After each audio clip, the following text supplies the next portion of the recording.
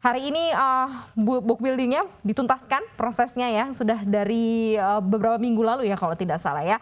Dan nanti tinggal pelaksanaannya saja IPO di bulan April. Nih respon animo masyarakat seperti apa nih?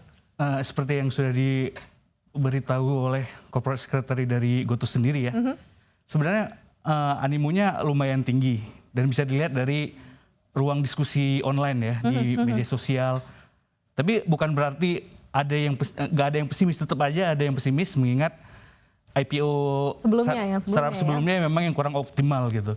Tapi yang menarik dari pihak GoTo sendiri, mereka memang menyediakan opsi yang namanya clawback. Jadi opsi ketika memang animo masyarakat itu tinggi sekali, berarti mereka sudah mengantisipasi ya secara tidak langsung sebenarnya. Oke, kalau dilihat ini daya tariknya GoTo ini untuk investor apa sih? Kan ini story-nya luar biasa ya, dan mereka juga memberi kesempatan untuk karyawan dan mitra bahkan juga untuk punya share juga nih, untuk punya saham dari GoTo. Kemudian juga ada mekanisme penjagaan juga nih selama 30 hari pertama, di mana harganya juga pasti tidak akan terlalu fluktuatif begitu ya, atau stabilisasi. Nah ini Anda melihatnya seperti apa nih, daya tarik apa yang memang ingin disampaikan atau ingin diberikan GoTo sebenarnya untuk para calon investor nanti? Yang pertama dan yang paling penting menurut saya terkait stabilisasi harga. Jadi GoTo memang banyak belajar dari IPO sebelumnya. Jadi mereka nggak mau harganya sampai jatuh. Nah kita tahu di IPO kali ini mereka cuma melepas 4,35% dan itu sebenarnya sangat kecil. Dari 4,35% itu sendiri 97,5 itu diberikan kepada investor institusi. Investor retail hanya mendapatkan 2,5%. Nah dari sebenarnya investor retail ini pemilikannya bisa bertambah apabila responnya atau animonya tuh tinggi ya. Jadi kalau memang misalnya sampai oversubscribe 2,5 sampai 10 kali bisa naik jadi 5%. Terus kalau 10 sampai 25 kali naik jadi 7,5%, dan di atas kalau sampai oversubscribe di atas 25 kali bisa dapat 12,5%.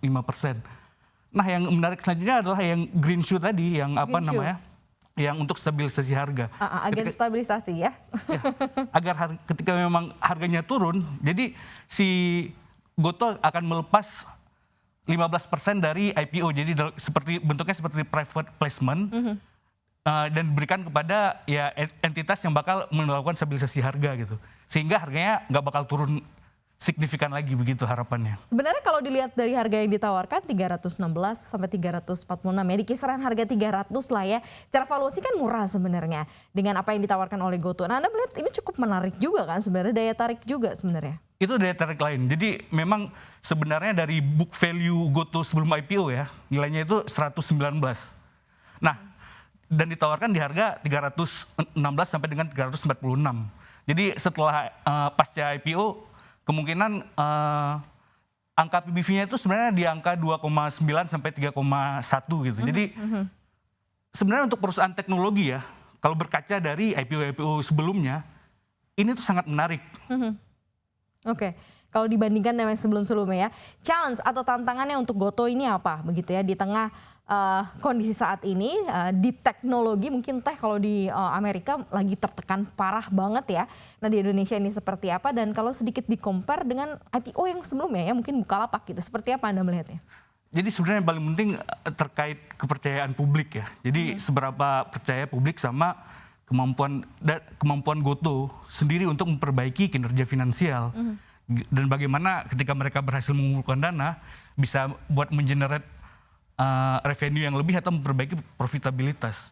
Memang saat ini sebenarnya memang waktunya kurang optimal buat melakukan IPO.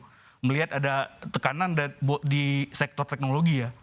Apalagi risk appetite investor juga bisa jadi turun akibat kenaikan suku bunga. Meski dalam negeri kita belum naik ya dari BI, tapi The Fed sudah menaikkan di Amerika. Untuk mengetahui informasi lebih lengkap dan berita terkait, silakan klik link di deskripsi.